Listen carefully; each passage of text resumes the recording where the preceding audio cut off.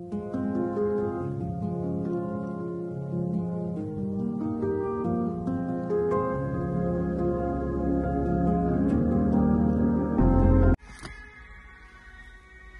día más con todos vosotros, queridos amigos, bienvenidos a estos estudios sencillos de la Biblia.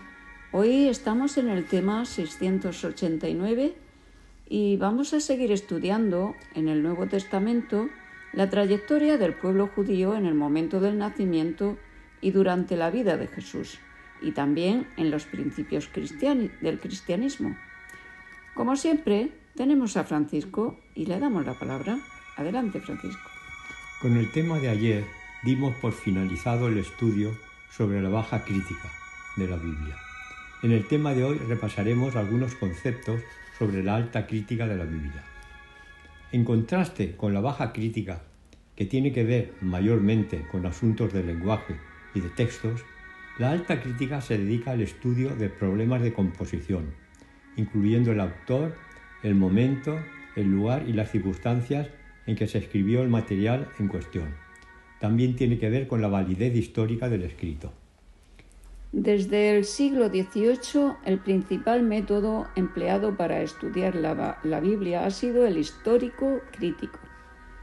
Este método se centra en el desarrollo del texto y en las modificaciones que ha sufrido con el transcurso del tiempo. Los especialistas en el método histórico crítico han tenido dificultades para aceptar la dimensión vertical de las Sagradas Escrituras, o sea, que el método histórico crítico presupone que la Biblia se ha desarrollado como lo habría hecho cualquier libro y no como una obra de origen sobrenatural, o sea, no inspirada por Dios.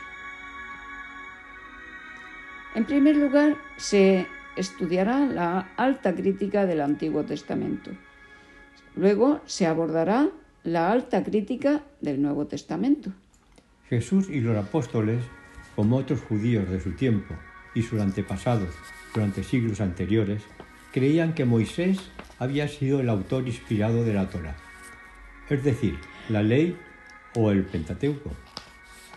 Aunque la tradición judía aceptaba a Moisés como el autor de la Torá, también reconocía que los últimos 8 versículos de Deuteronomio 34 tenían que haber sido escritos por otro autor, quizá Josué.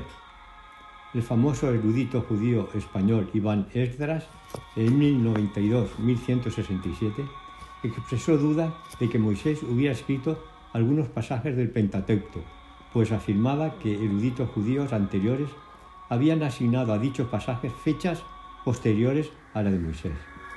Antes de la Reforma, los cristianos por regla general aceptaban que Moisés había sido el autor del Pentateuco, pero algunos así llamados herejes rechazaron en parte o del todo que Moisés fue el autor.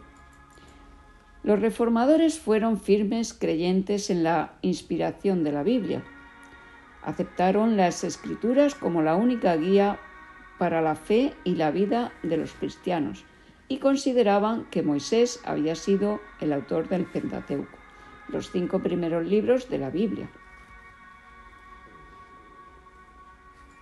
En el siglo XVIII se fue desarrollando una nueva norma filosófica. Se aceptó el racionalismo y con este la insistencia en que la razón debía ser el árbitro final en cuanto a la verdad. El racionalismo reaccionó contra el sobrenaturalismo, lo cual llevó a muchos a negar que hubiera un canon bíblico divinamente inspirado. Está claro que las personas que no creen en Dios no pueden interpretar la Biblia como lo puede ser un cristiano, pues sin creer en el poder de Dios difícilmente pueden creer en las cosas que éste puede realizar. Sobre el tema de la autenticidad del diluvio universal también ha habido muchos detractores. Algunos eruditos afirman que el tema del diluvio ya fue mencionado en Babilonia y que los judíos que estaban en el exilio lo transmitieron en Israel. Las semejanzas que hay entre los relatos del diluvio que se encuentra en Génesis y en Babilonia son evidentes. Sin embargo, estos parecidos no prueban que el autor de Génesis, Moisés, tomó su relato de los babilonios. Además, difieren en cuanto al mensaje. El relato de la Biblia se realiza desde una perspectiva humana y materialista, pero el relato de Moisés se realiza utilizando la inspiración divina. El relato de un gran diluvio se puede oír en muchas partes del mundo, desde los esquimales, pasando por América Central, la India, China, Egipto, etc., lo cual garantiza que existió un diluvio universal, como dice la Biblia. También se cuestionaba el que Moisés escribiera, pues decía que en aquella época no se había utilizado todavía la escritura, pero gracias a la arqueología se pudo demostrar que anterior a Moisés en Egipto ya se usaba la escritura. Luego pusieron en duda el que en la época de Moisés, 1200 años antes de Cristo, éste escribiera sobre el hierro. Está en Génesis 4:22 y Deuteronomio 3:11, porque el hierro apareció más tarde. Pero en los descubrimientos arqueológicos se han hallado objetos de hierro en tumbas egipcias de antes de 2800 años antes de Cristo. Esto proporciona evidencia de que el hierro se usó en la época de los patriarcas y en el tiempo de Moisés, tanto en Mesopotamia como en Egipto. No obstante, el uso del hierro en esos tiempos antiguos indudablemente era limitado, pues su producción era costosa. Indudablemente, el descubrimiento de los rollos del Mar Muerto produjo un gran cambio en la interpretación de la Biblia por parte de los críticos. Este descubrimiento no fue casualidad. Es seguro que lo propició el Señor para rebatir la desconfianza que habían inculcado a estos críticos entre los seguidores de Dios.